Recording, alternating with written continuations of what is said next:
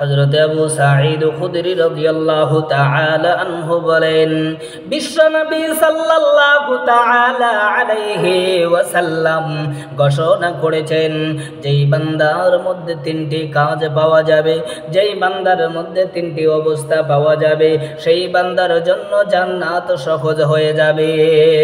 কি তিনটি বস্তু পাওয়া গেলে বান্দার জন্য জান্নাত সহজ হয়ে যাবে? আমার নবী ঘোষণা করেছেন, যেই বান্দা হালাল রাস্তায় কামাই করবে, হারামের নিকটে যাইবে না, হালাল খাইবে, হারাম খাইবে না, হালাল রাস্তায় অর্জন করবে, হারাম রাস্তায় অর্জন করবে না, হালাল ভাবে চলার চেষ্টা করবে, হারাম ভাবে চেষ্টা করবে না। আল্লাহর নবী ঘোষণা করলেন, এই বান্দার জন্য জান্নাতে যাওয়াটা সহজ হয়ে যাবে। আমার বন্ধু দুই নম্বরে আমার নবী জানাইলেন, যেই বান্দা সুন্নতের প্রতি চলার চেষ্টা করবে, যেই বান্দা সুন্নতকে মানবে, যেই বান্দা সুন্নত মেনে চলবে, যেই বান্দার জীবনীতে এক একটা কাজে করবে, এক একটা কথাবার্তায় নবীর সুন্নত পাওয়া যাবে, আমার নবী জানাইলেন সেই বান্দার জন্য জান্নাতে যাওয়াটা সহজ হয়ে যাবে। ও ইমানদার মুসলমান, যেই বান্দার মধ্যে সুন্নত পাওয়া যাবে, সেই বান্দা কখনো মিথ্যা কথা বলতে পারে না। যেই বান্দার মধ্যে সুন্নত পাওয়া যাবে, যেই বান্দার চালে চরণে কথায় বার্তায় ব্যবহার আচার ব্যবহারে আল্লাহর নবীর সুন্নত পাওয়া যাবে, সেই বান্দাকে আমার আল্লাহ কখনোই তাকে জান্নাত থেকে বঞ্চিত করবে না। ও বন্ধু, যেই বান্দা আল্লাহর নবীর সুন্নতকে মহব্বত করেছে, আল্লাহর নবীর সুন্নতকে জীবিত রেখেছে, এই বান্দাকে আমার আল্লাহ কখনোই ফিরিয়ে দিবেন না। বিশ্বনবী সাল্লাল্লাহু তাআলা আলাইহি ওয়াসাল্লাম জানিয়েছেন, মান আহাব্বা সুন্নতি ফাকাদ আহাব্বানি, যেই বান্দা আমি নবীর সুন্নতকে মহব্বত করলো, সেই বান্দা আমি নবীকে মহব্বত করলো। আর যেই বান্দা আমি নবীকে মহব্বত করলো, শুনে রেখে দাও, সেই বান্দা হাসরের ময়দানে আমি নবীর সাথী হইয়া জান্নাতে প্রবেশ করবে। ও বন্ধু, আল্লাহর নবী অপর এক হাদিসের মধ্যে বলেছেন, যেই বান্দার যেই মুসলমানের হাত এবং মুখের কষ্টর দ্বারায় অপর মুসলমান মাহফুজ থাকে, সেই বান্দাই সেই মুসলমানই হইল একটি পরিপূর্ণ মুসলমান। ও ভাই, এই 3 নাম্বার কথাটি এটাই বলেছেন আল্লাহর নবী, যার হাতের মুখের দ্বারায়, যার হাতের কষ্টর দ্বারায়, যার জবানের কষ্টর দ্বারায়, যার জীবনের কোনো একটি কাজের দ্বারায় অন্য মানুষ মাহফুজ থাকবে, সেই বান্দা 3য় নম্বরে জান্নাতে যাওয়ার জন্য সহজ হয়ে যাবে। ও মুরব্বী, আল্লাহর নবী সাল্লাল্লাহু তাআলা আলাইহি ওয়াসাল্লাম বলেছেন, অর্থাৎ এই কথাই বোঝাইতে চাইছেন, তোমরা দুনিয়ার জমিনের মধ্যে কাউকে কষ্ট দেবে না, কাউকে তোমরা দুঃখ দেবে না, কারো অন্তরে তোমরা আঘাত দিবে না, কারো তুমি শারীরিকভাবে কাকে আঘাত করবে না, কাউকে তুমি দুনিয়ার জমিনে কষ্ট দেবে না।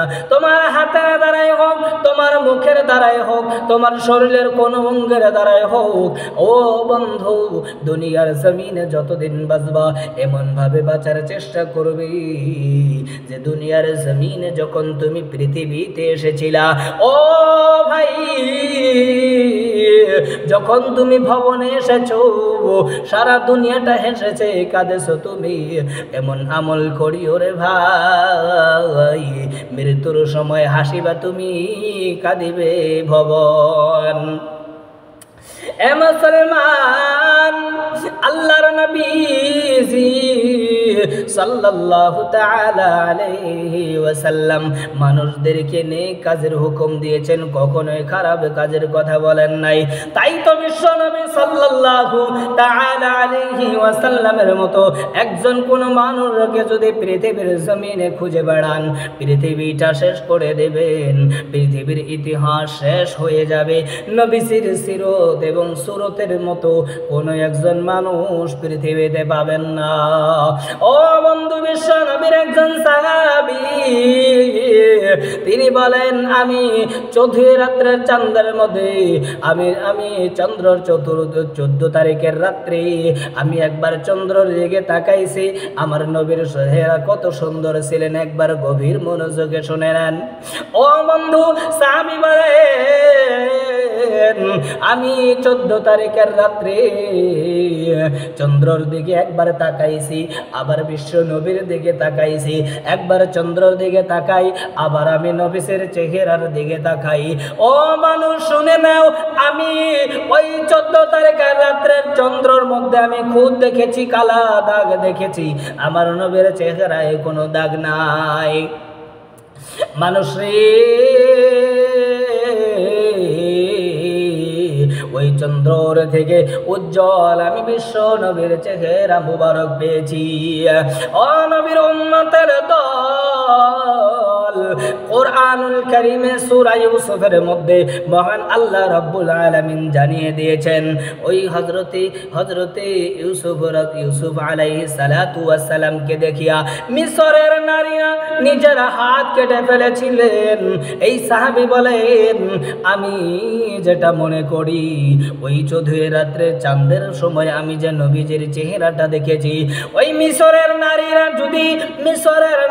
যদি হযরতে ইউসুফের পরিবর্তে আমার নবীকে দেখতেন, তারা হাত কেটেছে ইউসুফকে দেখিয়া, আমার নবীকে দেখলে তারা কলিজা ফেলে বাহির করে দিত, নিজে বুঝতে পারতো না, নিজের অন্তরটাকে কেটে ফেলতো, নিজের দেহটাকে ফাড়ি দিত, নিজের বুকটাকে ফাটিয়ে ফেলতো। নবীর চেহারা দেখে একবার দেখলে তারা নিজের নবীর চেহারা থেকে নিজের চক্ষু সরাইতে পারতো না।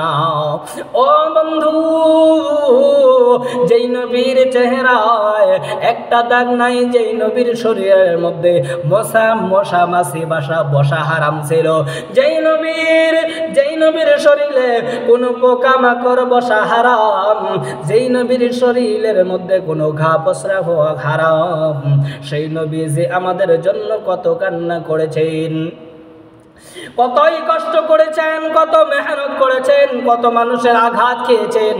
তাইফের ময়দানে বিশ্বনবী সাল্লাল্লাহু তাআলা আলাইহি ওয়াসাল্লামকে কত পাথরের আঘাত করা হয়েছে। হযরতে মা আয়েশা সিদ্দিকা রাদিয়াল্লাহু তাআলা আনহা বিশ্বনবী সাল্লাল্লাহু তাআলা আলাইহি ওয়াসাল্লামের সুরত বয়ান করতে গিয়ে বলেন, নবীজি এক সময় পিঠ মোবারক খুলে বসে রয়েছেন।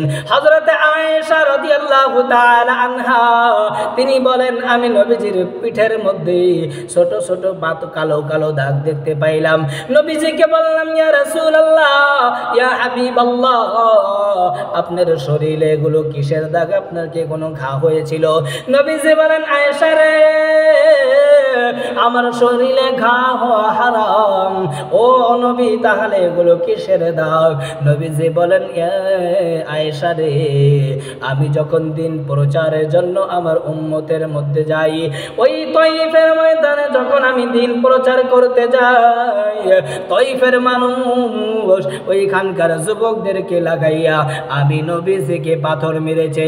ও আয়েশা, ওই পাথরের দাগগুলো, পাথরের আঘাতে আমি নবী তিনবার করে বেহুশ হয়ে পড়ে গেছি।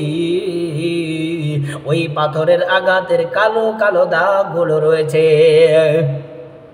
মা আয়েশা বলেন, নবীজি, আপনার এই দাগগুলো দেখে আমার কষ্ট হয় গো। ও নবী আপনি আল্লাহর কাছে দাবি করেন আল্লাহ যাতে আপনার গায়ে থেকে আপনার শরীর থেকে কালো দাগগুলো মুছে দেয়। হযরতে মা আয়েশার কথা শুনে নবীজি বলেন, আয়েশা যেই কথা একবার বলেছ আর কোনোদিন বলবা না, কারণটা কি জানো? আমি এই এক একটি দাগের পরিবর্তে হাশরের ময়দানে আমি কোটি কোটি আমার গুনাহগার উম্মতের নাজাতের দাবি করব। সুবহানাল্লাহ। কত মায়ার নবী এই দুনিয়ার জমিনে ওই পাথরের আঘাত খেয়েছেন, আবার হাশরের ময়দানে এই উম্মতের নাজাতের জন্য ওই দাগের পরিবর্তে উম্মতের নাজাতের জন্য আল্লাহর কাছে দাবি জানাইবেন। ও বন্ধু, সেই নবীর মায়া, সেই নবীর মুহাব্বত, সেই নবীর সুন্নাত যদি আমাদের মধ্যে পাওয়া না যায়, এর থেকে দুঃখকর আর কোনো কথা থাকে না। ও বন্ধু, নবীর সুন্নতকে মানার চেষ্টা করব, নবীর সুন্নতগুলো জীবনে আনার চেষ্টা করব। নবীর সুন্নতগুলো যদি জীবনে এসে যায়, দুনিয়ার জমিনে কোনো তাকত নাই আপনাকে দুনিয়ার জমিনে কেউ পিছু ফেলাবে। ও বন্ধু, দুনিয়ার জমিনে আপনাকে কেউ পিছু ফেলাতে পারবে না। আমার বন্ধুগণ, আল্লাহর রাসূলের তরিকার মধ্যে পুরোপুরি কামিয়াবি রয়েছে। নবীর তরিকা ছাড়া অন্য কোন তরিকার মধ্যে পুরা কামিয়াবি না।